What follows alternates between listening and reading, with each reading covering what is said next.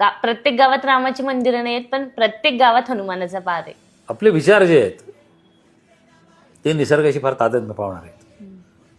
एखादा मोठा माणूस रामासारखा, दशरथ राजाचा मुलगा, हा दूरचा वाटतो, पण हनुमान हा आपल्याला जवळचा वाटतो.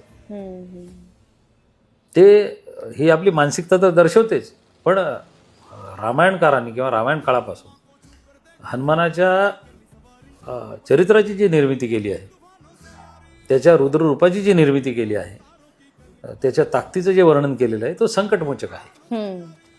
तो कुठल्याही अन्य योनीतल्या अन्य ताकदीला, कुप्रथेला, कुसंगतीला नाकारणारा आहे. तो कुठल्याही मोहात पडणारा नाही आहे. तो धीरोदात्तपणे उभा राहणार आहे. तो शक्तीचं प्रतीक आहे. त्याच्यामुळे त्याच्याप्रती भक्ती प्रत्येक गावामध्ये आहे. म्हणून गावागावात गावागावात हनुमान, मन मन में हनुमान आहे.